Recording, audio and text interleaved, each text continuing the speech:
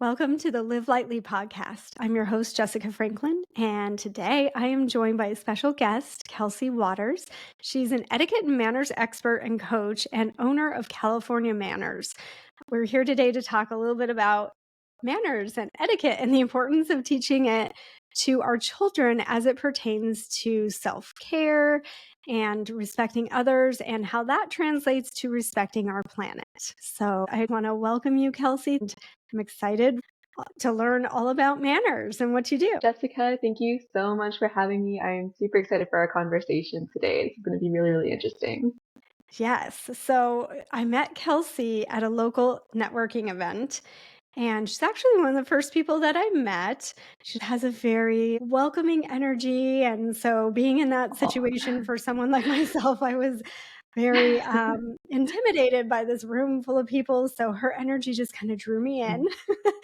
And Thank you. immediately we just connected. And when she said that she's a manners and etiquette teacher for children, I was immediately intrigued because I think that most of you would agree. I feel like etiquette is kind of a lost art. And so when we started talking about it, I just started thinking about how important it is to instill more than just the please and thank you manners in children. I don't even know how to go beyond that really much, except for obviously teaching kindness. But yeah, I just want to talk a little bit about why it's important for us to teach manners through the lens of etiquette to our children and how that helps to instill a sense of self-care and self-respect for children. Yes, absolutely. So you're spot on. Kindness is really the basis for all of etiquette. And whenever you are growing up, um, it's really important to have kind of like a framework for how you interact with your life, the people in your life, and where you're going to school, where you are, doing sports, all of these different things. So etiquette really just covers the basis for all of those with that foundation of kindness. So etiquette offers quote unquote the rules. However, these do change as, society progresses. They stay very up to date. And so etiquette really is about showing respect for yourself and others. So really it's about finding that point of connection with another person. It is about building that confidence within yourself too, when we're a little bit older at those networking meetings, being able to go up to someone and introduce yourself and find out about that other person and what they do and how you could possibly potentially help them.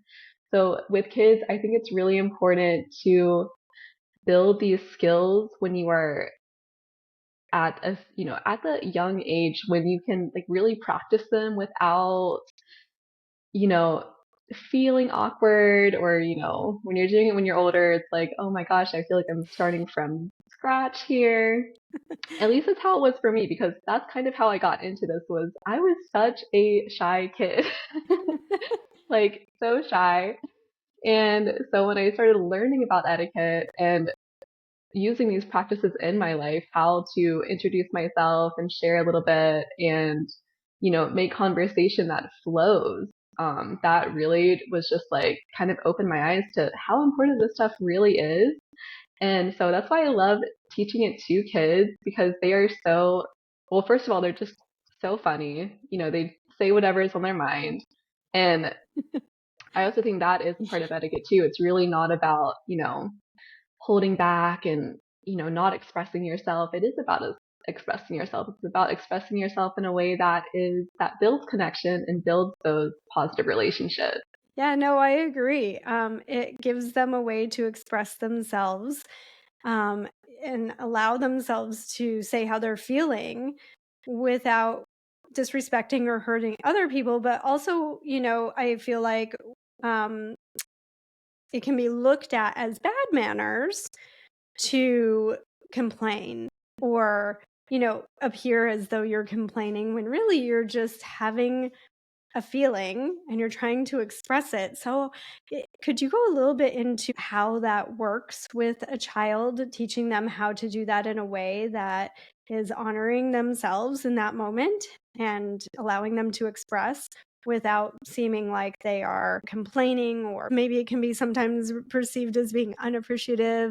And because they're also trying to learn how to regulate those emotions at the same time, and their brains aren't quite fully developed yet to be able to process those emotions. But how do Mm. you teach that to younger children? That is such a good question because it is so important. Our emotions are telling us things that are happening within our body, right? So to have that feeling as a child and knowing how to express that in a way that it's all about kind of expressing it in a way that gets you what you need because your emotions, when you're feeling something, you're not having a need being met.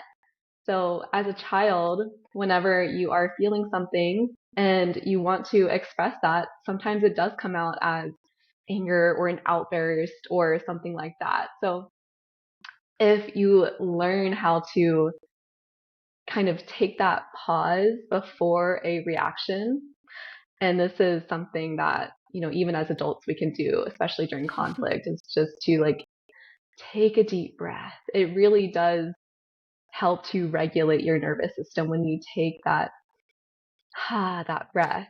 So that's something that I do teach. I think nervous system regulation for kids is very, very important, and also connecting the feeling to the need that you are missing. And whenever you have that need to be able to express it, um, and using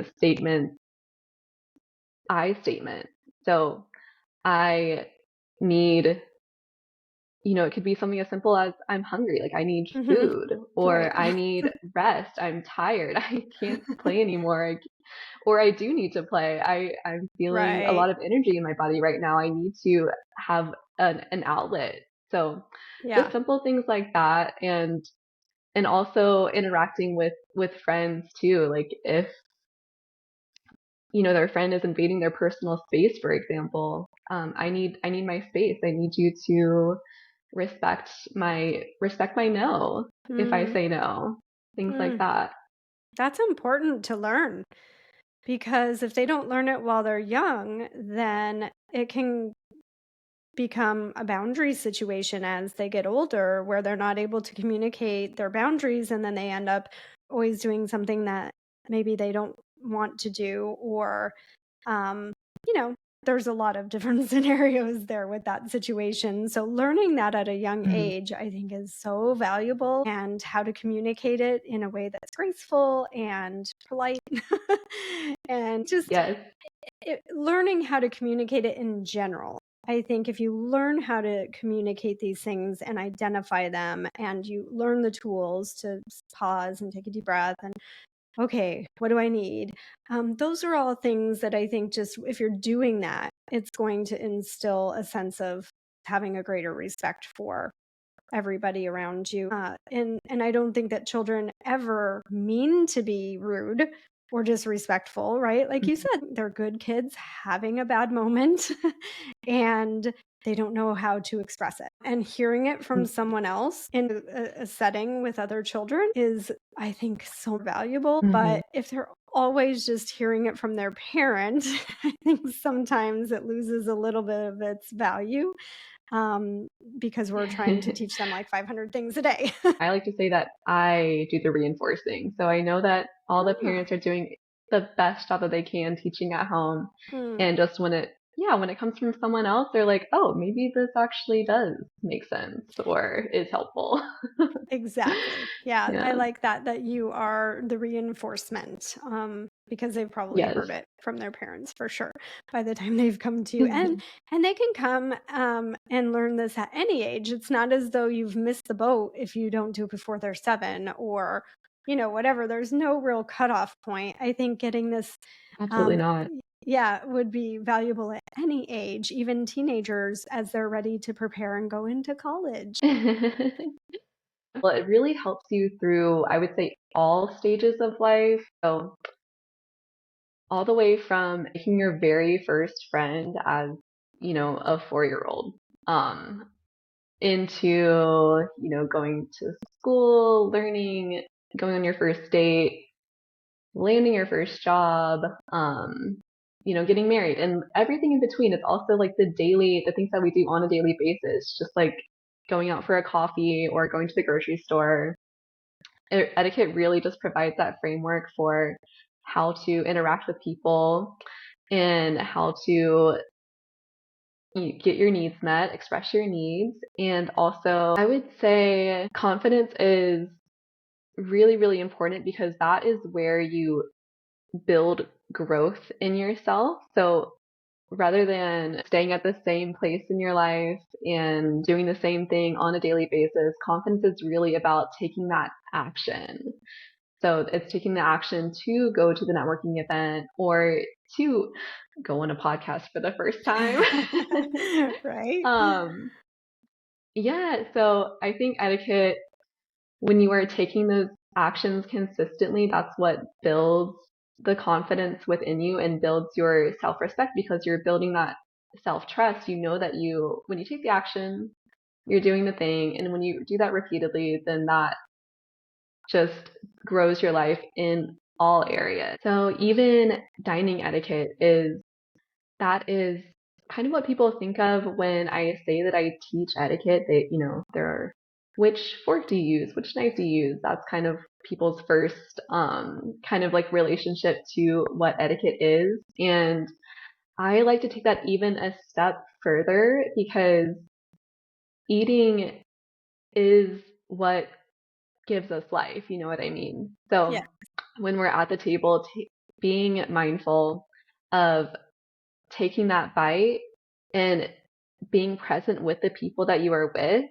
And I think that we eat alone so much of the time nowadays, or with our phones or in front of a screen. I think taking Mm-hmm. that step to invite someone out for dinner or to host someone at your house for a meal, I think that is so, so important nowadays. And then when you are at the meal with that person, setting your phone aside, being Mm-hmm. present, taking those small bites, even that helps with digestion, right? Having good posture with your chin parallel to the floor, shoulders over your hips, that gives you energy, that helps your digestion. Taking the small bite, bringing the food up to your mouth, and even as it's coming up to your mouth, being grateful for that bite of food that you're taking.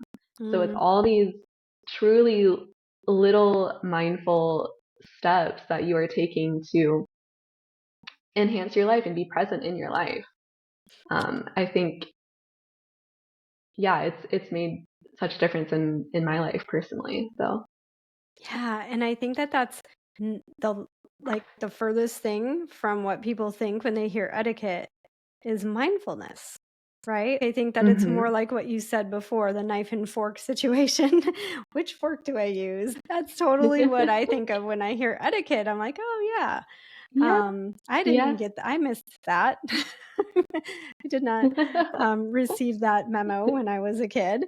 And so it's cool to hear you talk about it in terms of being mindful because really Yeah, it is being mindful of yourself and respecting others. Can you go a little bit into um, how it translates into showing respect for others? definitely. I mean, that is exactly what it is. Mm. So even all the little rules with dining etiquette, how to place your knife and fork in the I'm finished position on your plate at the end of a meal. That's actually showing respect for the waiter who is going to come by and take your plate from the right hand side so that they can take your plate holding your knife and fork so that they don't have to grab it from on the table or wherever.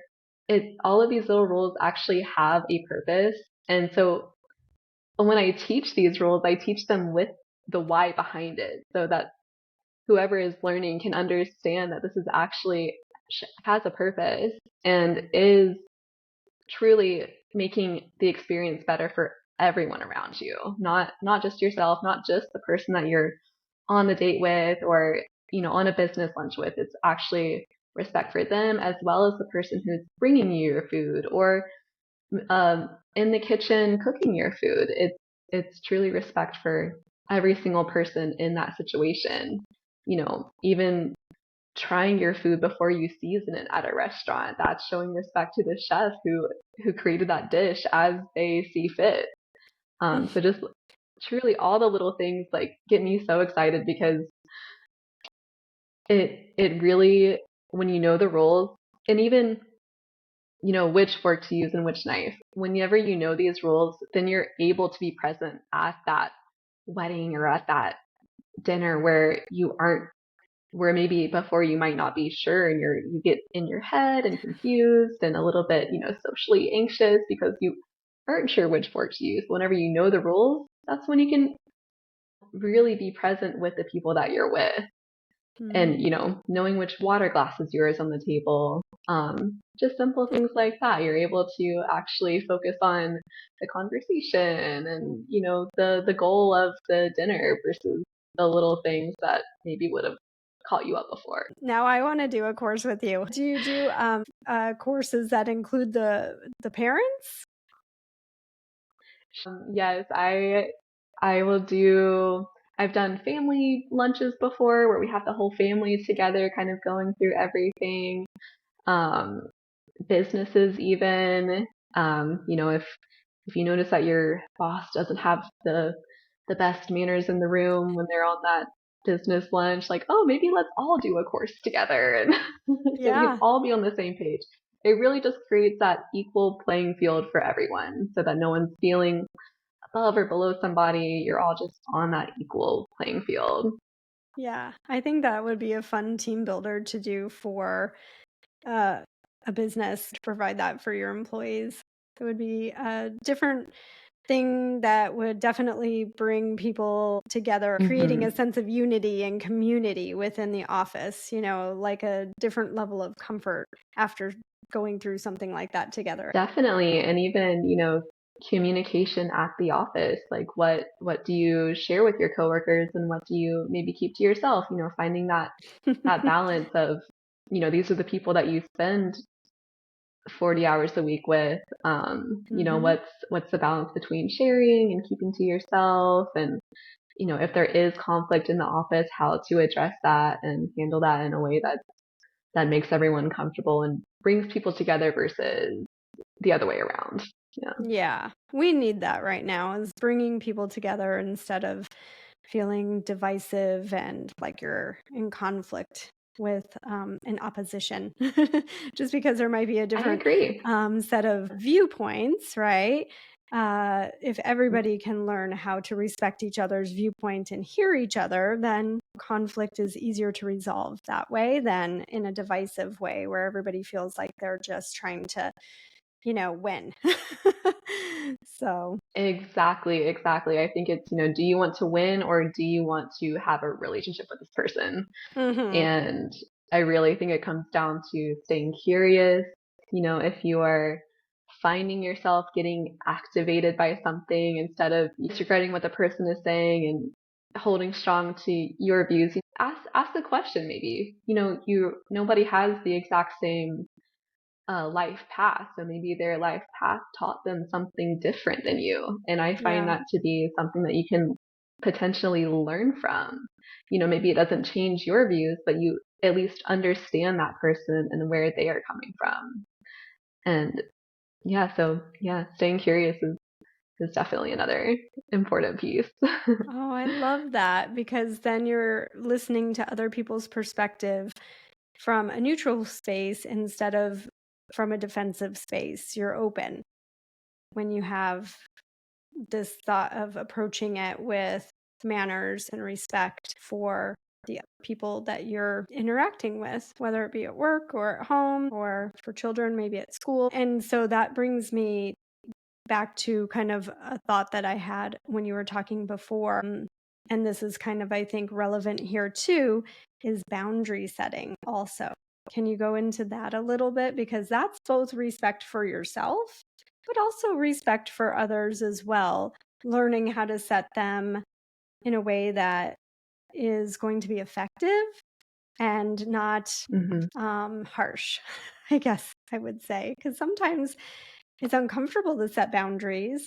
And if they're not Yes. being heard, it can feel either like, oh, it's not going to work, I'm just going to back off, or you might go the other direction and start getting a little harsh about it, right? How do you find that balance in that place where you're able to be heard without being disrespectful? So, yes, boundaries are incredibly important. And I think the important thing to remember about boundaries, it is your action. So rather than putting it on the other person to change their behavior, it really comes down to what you are going to do in that situation when that thing comes up. If you have a friend who constantly calls you in the afternoon to talk about their personal problems while you're still working. Hey, the afternoons I get a lot of work done and I'm gonna have to focus on my work. If you call, I won't be able to answer. The afternoons are times for me to get my work done. So it's really about focusing on what you are going to do in those situations. And it really starts with becoming clear on your needs. So Hmm. knowing that we all have needs, right? Hmm. So growing up as that shy kid who just went with the flow for everything, it took me a long time to realize that I had needs in my life. And I would feel it, coming up in certain times and I'd be like, what is this? Why do I feel this way? And then learning more about, etiquette, boundaries, communication, I was like, okay, this is what's happening and I have to make a change on my end because we know that relationships it takes two, right? So it's 50-50. Mm. It's what you are allowing and also what the other person is, maybe pushing. So it really comes down to staying in your own energy and knowing that your needs do matter and there is a way to express those needs in a way that is going to get you the the the relationship that you want. Yeah, boundaries are so crucial and something that I'm still working on to this day, but they've definitely made a difference in my life. Yeah. I want to bring in another aspect that you and I talked about when we met. We talked about how manners also help us to respect the immediate environment that we are in, whether it be at school or at our office, or maybe at kids or, at practice with their teammates for a sport, or in their own home. And then also the environment that we live on, our planet, Mother Earth, and how to incorporate manners into how we treat our space, the environment that we are in. Yes, definitely. So we talked about sustainability as a form of wellness, and that's kind of my lens of etiquette is it is a form of wellness.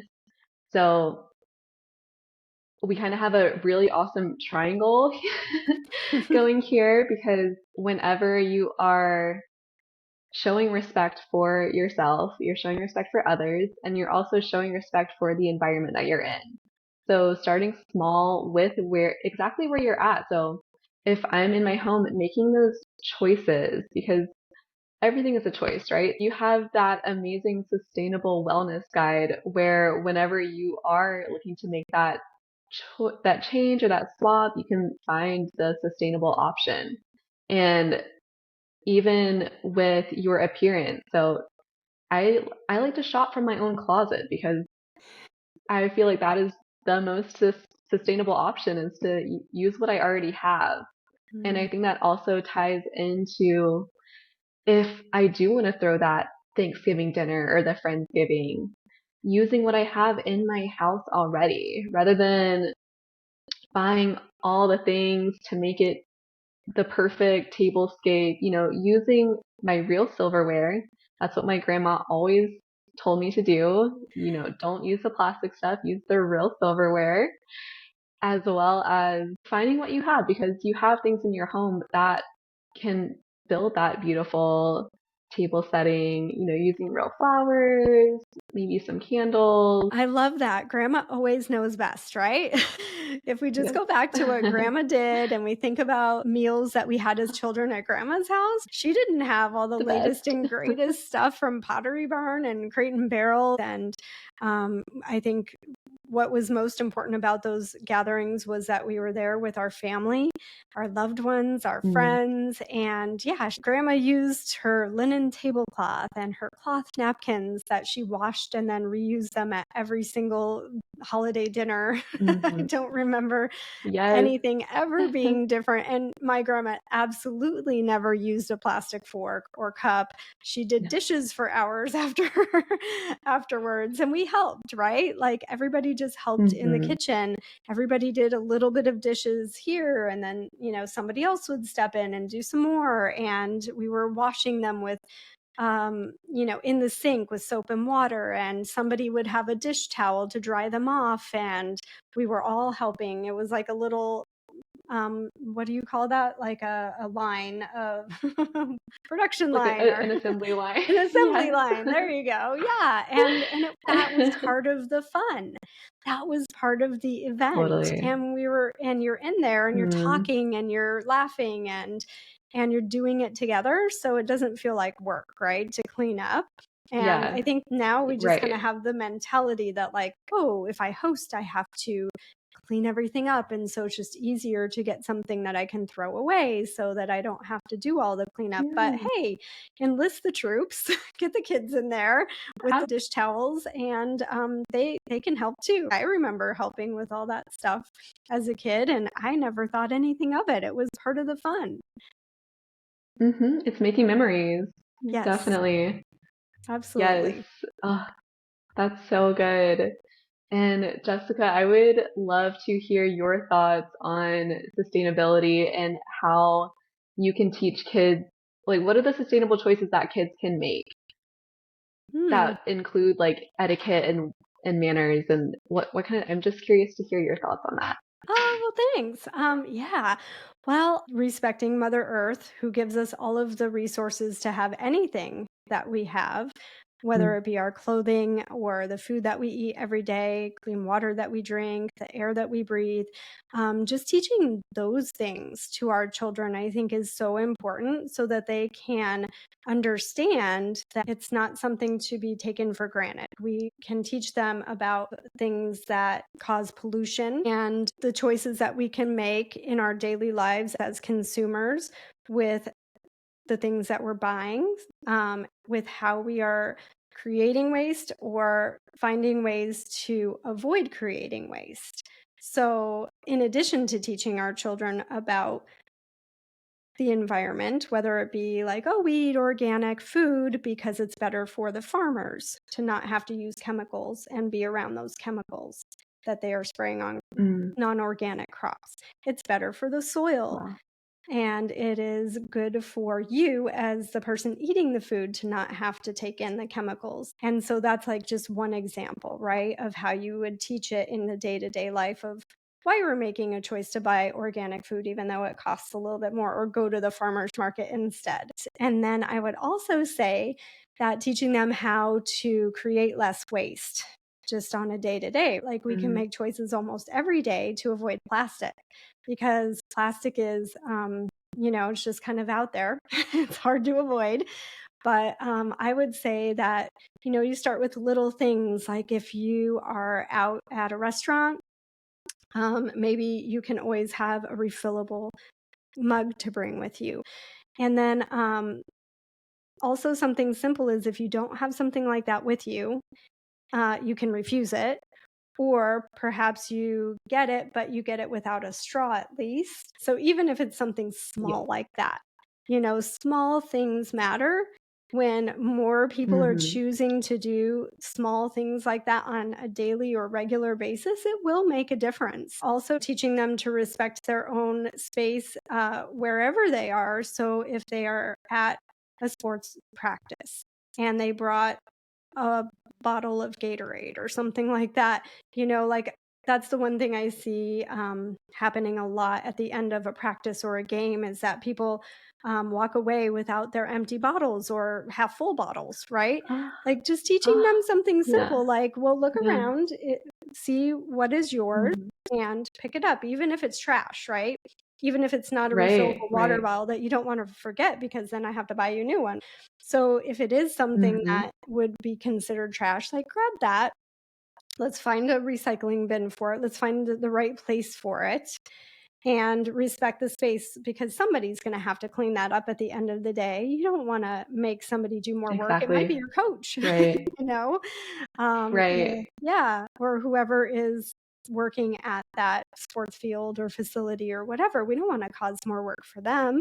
And so, yeah, just Mhm. like that would be also a respect to not only the space, but to other people who are in that space. And it also goes for school, right? You don't want Definitely. to create more work for your teacher at the end of their long day or for the janitors.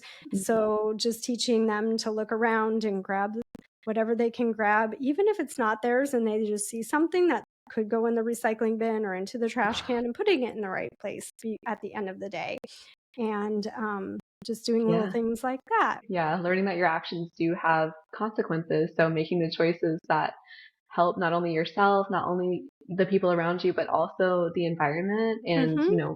where you are having respect for even future generations, making those Mm. choices today, like those choices last and they do make an impact, truly. Yes, it is so true. You're making those choices for the moment and the people who are there, but when you're making choices that are more sustainable as a consumer, you are having respect for the future generation. And it's all about awareness. Like, if you don't know, then you can't make a good choice. Really. If you're Mm. aware and you have the resource to help you make a good choice, such as my sustainable wellness guide that you mentioned earlier, then it can be an easy thing to teach your children and because you can lead by example as a parent by making new choices and you can even like pull out the guide and be like, hey, we need to get a new cleaner for the kitchen Mhm. and let's pull out this guide and look at it together. There's a few different options. What do you think? Like, which one do you like? And involving them in the So choice. good. So it's just that's what I Definitely. would Yes. say. Thank you for asking. Oh my gosh. Such good manners. Oh, so much good stuff there. Yeah, it really all starts with, that's why I appreciate your work so much because it is bringing that awareness to these problems or to these things that we might not even know are problems or that are Right. causing issues. So, yeah, Hmm. having that awareness, making those choices that align with what you believe is right. And I love bringing back this tradition of learning etiquette. I love it. Oh, thank you so much. I appreciate that. How can people connect with you, Kelsey? Like, I know that you have an Instagram page where you share some tips. So let us Mhm. know how we can find you and connect with you on Instagram and your website. And I know you have a newsletter that's coming soon. Yes. Yes, thank you so much. Yes, you can find me at California Manners on Instagram, a little bit on TikTok, and then my website is californiamanners.com. So that has all of my upcoming classes, also working on some online courses. So definitely show some interest if you are looking for an online course if you're maybe not in the area. So would love to connect with you, send me a message, and yeah, working on getting that newsletter out shortly as well. Do you ever do remote sessions like on Zoom for people or? Sure. Yeah. Yeah, absolutely. Okay. Definitely. I love technology for that reason that we can share with people that are not able to be right here. So, there's good in everything. Absolutely. Well, thank you so much for taking time to join me today, Kelsey. We did have a super fun conversation on a topic that I think not a lot of people are talking about right now. So I Oh, appreciate it. thank you so much for having me, Jessica. It was so much fun.